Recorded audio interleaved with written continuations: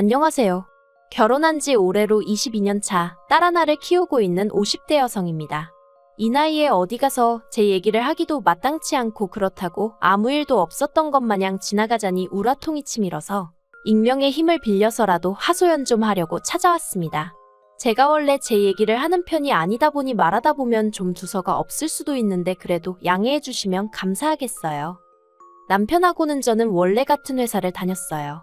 다만 남편은 저보다 입사도 먼저 했고 팀도 다르다 보니 처음엔 서로 얼굴만 알았지 딱히 가까워질 계기가 없었네요. 하지만 몇 년 후 남편이 저희 팀으로 오면서 어쩌다 보니 제가 남편을 서포트하는 일이 많아졌고 그렇게 친해졌어요. 다만 남편은 워낙 이전 팀에서도 그렇고 인물도 좋고 매너도 좋아서 인기가 많았거든요. 그에 반해 저는 눈에 띄는 사람이 아니기도 했고 원래 제가 이성 쪽은 좀 둔한 편이기도 해서 남편에겐 별 관심이 없었는데 하지만 어째서인지 하루는 남편이 저에게 정식으로 교제를 해보고 싶다며 연락을 해왔고 막상 그런 고백을 받으니 그 기분이 묘하면서도 싫지는 않더라고요. 그래서 한번 만나보자 한 게 이렇게 부부의 영까지 맺게 될 줄은 몰랐죠. 그때는 딩크라는 말도 잘 몰랐는데 어쨌든 남편이나 저나 아이 생각이 없었어요. 그래서 결혼하고 한 3, 4년 동안은 계속 신혼부부처럼 알콩달콩 서로만 바라보고 살았죠. 덕분에 양가 부모님들은 마음고생을 많이 하셨어요.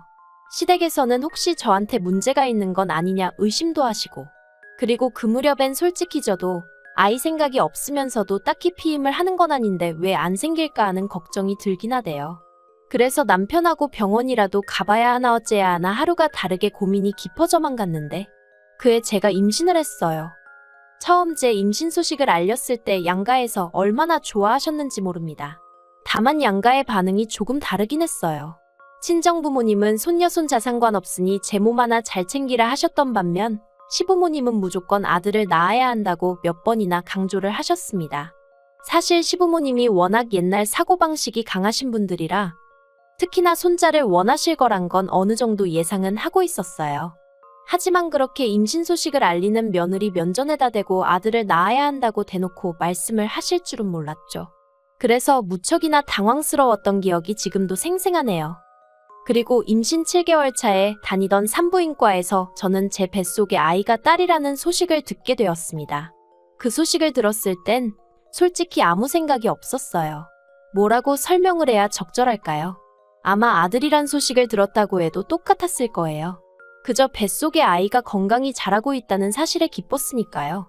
비록 얼마간의 흥분이 가라앉고 나서야 그저 손자 타령을 하시던 아버님 생각이 나긴 했지만 그래도 뭐 어쩔 수 없다고 생각했죠. 그런데 손녀라는 소식을 전해 들은 아버님의 반응은 상상 이상으로 차가웠습니다. 남편이 손녀를 보게 되실 거라며 아버님께 소식을 전하곤 형님 애들처럼 우리 딸 이름도 직접 지어주실 거냐 물었더니 무슨 기집애 이름을 지어달란 소리를 하냐며 화를 내셨거든요. 그때 정말 서운했어요. 그리고 아이 출산 후에도 아버님은 병원에 와보지도 않으셨죠. 어느 정도 몸조리가 끝나고 나서야 제가 딸 데리고 시댁에 인사를 드리러 갔는데 그때도 아버님 반응은 본체만 채셨고요. 뿐만 아니라 대화를 나누다 미역국 얘기가 나오니 어머님께선 기집애 낳고도 미역국을 먹느냐며 세상 좋아졌단 소리를 하셨는데 참으로 어이가 없더라고요. 아무튼 이후로도 어머님 아버님은 도통 저희 애가 어떻게 자라는지 잘 지내고는 있는지 궁금해하시는 일이 없으셨고 그래서 저도 명절이나 시부모님 생신처럼 찾아뵈야 할 날이 아니면 굳이 시댁에 가질 않았어요. 게다가 어쩌다 한번 가는 시댁에서도 아버님은 남자 시조카들은 보란듯이 양옆에 끼고 소파에 앉아 TV를 보시고 저희 딸은 매번 바닥에 앉히시기 일쑤셨지요. 처음엔 설마 싶었지만 그 꼴을 몇 번씩이나 보고 나니까 하루는 정말 머리뚜껑이 열리는 것 같더라고요. 그래서 제가 남편더러 정말 이대로 보고만 있을 거냐니까 남편이 자기도 더는 못 참겠다면서 아버님한테 큰 소리로 화를 내대요. 이럴 거면 영 끊고 살자면서요. 그리고 그 일이 있고 한 1년은 정말 서로 연락 한 번 없이 지냈어요. 중간에서 아주버님은 그래도 저희가 아랫사람이니 이 정도 했으면 되지 않냐 하시며 숙이고 들어가라 하셨지만 아주버님은 아들만 둘이었고 그 아들 둘이 시부모님으로부터 온갖 사랑은 다 받고 있었으니 저희 기분을 이해할 리가 없었죠. 아무튼 남편도 형은 상관하지 말라며 버텼고 결국 어머님이 먼저 연락을 해오셨어요. 부모 자식 간에 언제까지 이러고 살 순 없지 않냐 하시며 저희더러 이해를 좀 해달라, 당신들도 노력하겠다 이렇게요. 솔직히 저희가 바라던 사과도 아니었고 두 분 다 끝끝내 미안하단 말씀은 없으셨으니 반쪽짜리도 못 되는 사과였지만 그래도 일단은 알겠다 하고 다시 조금씩 왕래를 시작했네요. 하지만 저희 딸이 7살 되던 해였습니다. 저희 부부는 경제교육이 중요하다 생각하여 딸아이가 어렸을 때부터 돈을 받으면 일단은 저금통에 넣게끔 교육을 시켜왔어요. 특히 명절처럼 아이 입장에서 큰돈이 오갈 때는 엄마가 맡아줄게, 나중에 줄게 이런 말보다는 본인이 직접 저금통에 넣게끔 가르쳤었죠. 그런데 그해 추석이 지나고 아이 저금통을 봤는데 저금통이 텅 비었더라고요. 기억에는 아주버님이랑 시이모님한테랑 얼마씩 받았던 것 같은데 말해요. 그래서 애한테 용돈 받은 거 어디다 뒀냐고 물으니 그 돈을 전부 다 아주버님네 애들, 그러니까 시조카들한테 줬다는 겁니다. 저는 처음에 아이가 제 말 뜻을 제대로 이해를 못한 줄 알았어요. 그래서 다시 지난번에 할머니 할아버지 집에 가서 받은 용돈, 그 돈 어디다 뒀어? 하고 물으니 애가 답답하다는 듯 저희 어머님이 시조카들한테 주라고 했다는 거예요. 제가 황당하기도 하고 어이가 없어서 할머니가 그걸 왜 다 오빠한테 주라고 그랬냐니까 할머니가 앞으로도 저희 딸이 받는 건 다 오빠한테 줘야 하는 거라고 하셨다나요. 그 말을 듣곤 어찌나 속이 상하던지. 그래서 제가 딸에게 그건 할머니가 잘못 이야기하신 거라고, 그럴 필요 없다고 했어요.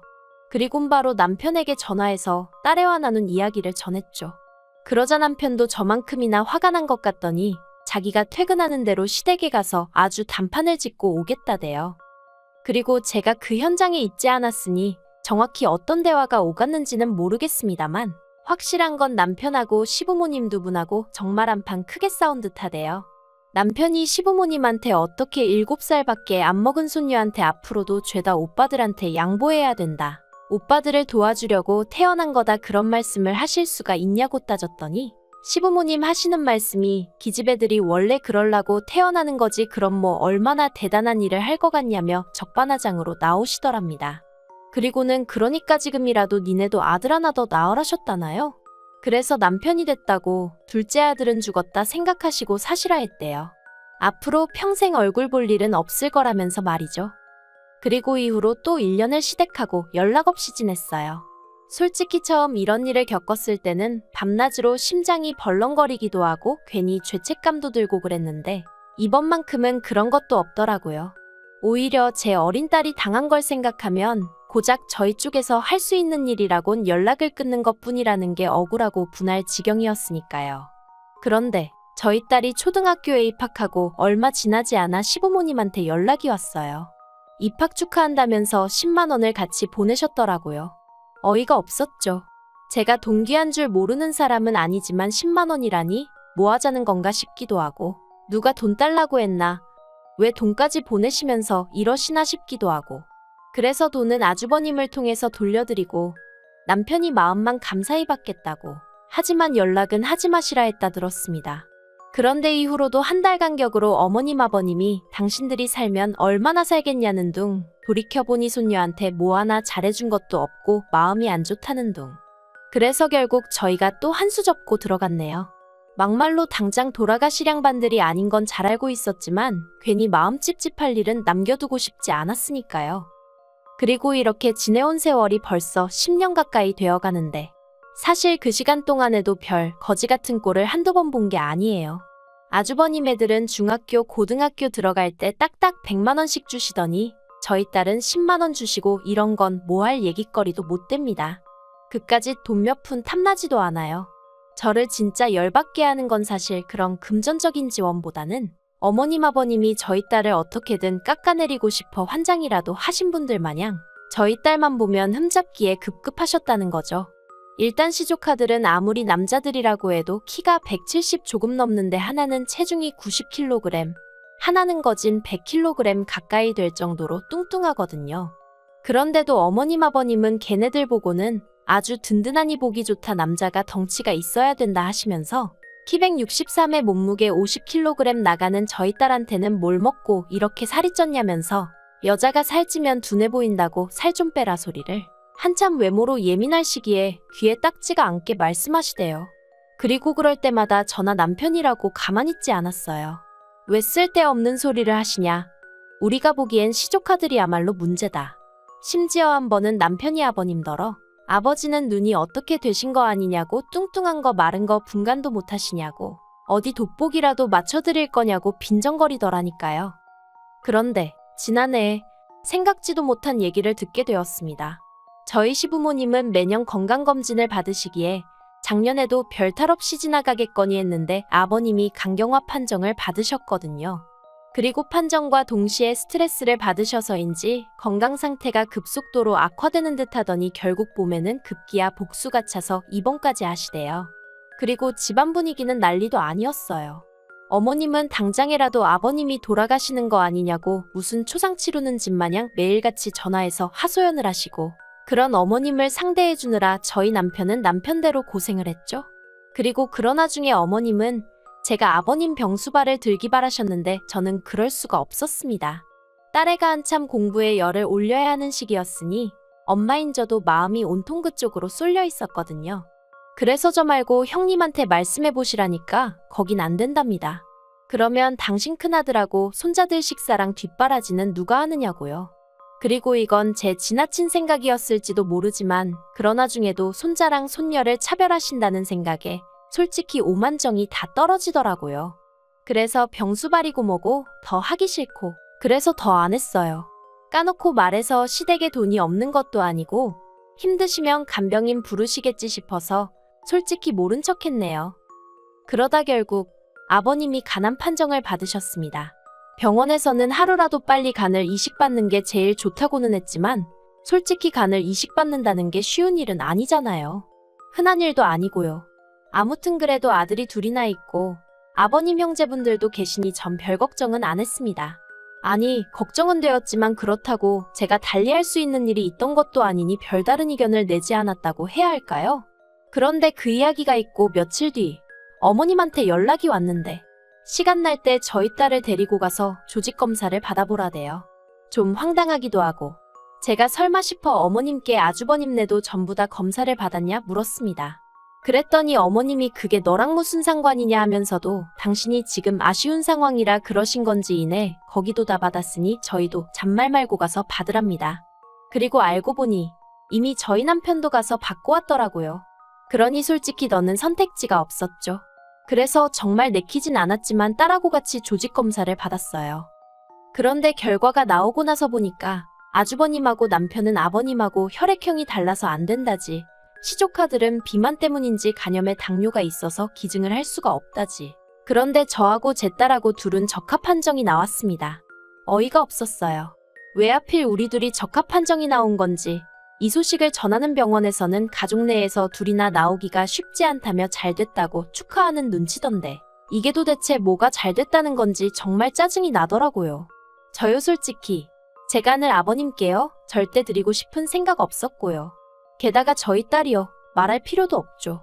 제 딸 몸에 칼을 뗀다니 그것도 아버님을 위해서요? 가당치도 않은 소리였죠. 그런데 어쨌든 이 이야기가 아버님은 물론이고 어머님과 아주버님 귀에까지 들어갔습니다. 아버님한테 전화가 걸려왔는데 좋아서 어쩔 줄을 몰라 하시더라고요. 그러면서 하시는 말씀이 당신은 복도 많다면서 주변에서 얼마나 부러워하는지 모른다나요. 그리고 그런 아버님의 말씀에 저는 한마디도 대꾸하지 않았어요. 아버님에겐 정말 좋은 감정이 하나도 없긴 했지만 그래도 제 남편의 아버지시니 제 것도 저희 딸 것도 드릴 생각 없어요. 그 소리를 차마 못하겠더라고요. 그런데 그때 아버님이 먼저 하시는 말씀이 제 거 말고 저희 딸 거로 달랍니다. 그래도 젊은 애 걸 받아야 더 오래 갈 거 아니냐면서 그리고 젊은 애들은 회복도 빠르니 그게 좋을 것 같다나요? 기도 안 차서 말도 안 되는 소리 하지 마시라 했어요. 저도 그렇고 저희 딸도 그렇고 가는 못 드린다고요. 그리고 이 일로 온 집안이 말 그대로 쑥대밭이 되었습니다. 아주버님은 아버님이 저러다 돌아가시면 제가 죽인 거나 마찬가지라며 가만히 있지 않겠다 했고 어머님은 저는 그렇다 쳐도 저희 딸은 엄연히 최씨 집안 핏줄이니 제가 이래라 저래라 할 권리가 없다나요. 그래서 저희 딸에게 할아버지에게 간드리고 싶냐고 제가 대놓고 물어봤어요. 그리고 애들이 어리다고 해서 속이 없는 게 아니잖아요.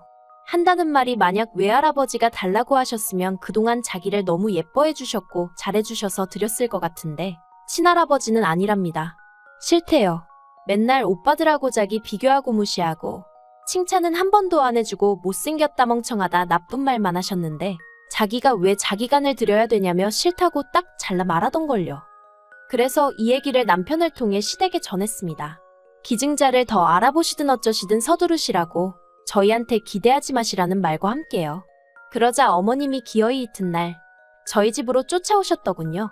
남편하고 저는 한 번은 겪었어야 하는 일이라 생각했기에 오히려 덤덤했어요. 그리고 다행히 그날 저희 딸을 제가 친정에 보냈었거든요. 남편하고 기증 문제로 얘기를 하다 보면 큰 소리가 날지도 모르겠다 싶었는데 딸이 듣게 하긴 싫었으니까요.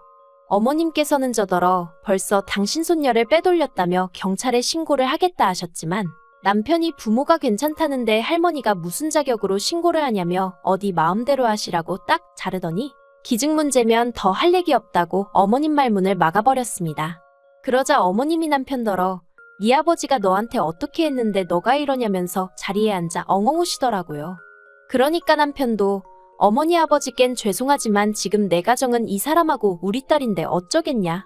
두 사람이 싫다는데 내가 강요할 수는 없다. 그러니까 어머니 아버지도 내 와이프고 딸이고 귀한 줄 알고 잘 좀 해주시지 그랬냐 하는데 제 마음이 다 착잡하더라니까요. 그래서 결국 저나 저희 딸이나 기증은 안 하기로 했고 시댁하고도 완전히 연을 끊기로 했어요. 남편은 저더러 신경 쓸 거 없다 하고 실제로 집에서도 속은 어떤지 몰라도 속상하다거나 서운한 티를 내지 않네요. 모르겠습니다. 이러다 아버님이 정말 돌아가시기라도 하면 제가 후회하진 않을지. 하지만 그래도 계속 똑같은 소리지만 저도 싫고 저희 딸은 더더욱 안 된다는 생각이에요. 그러니 시부모님이 모든 걸 인정하고 받아들이시지 않는 이상 이 관계가 회복될 일은 없지 않을까 싶네요. 저희 모녀에게 손가락질하는 사람들도 있겠죠. 하지만 지난 세월 동안 저나 저희 딸이 받은 서름을 안다면 꼭 그럴 수만은 없을 텐데요. 아무튼 마지막으로 아버님께도 좋은 소식이 있길 바라며 더는 시댁에 대해선 생각하지 않으렵니다.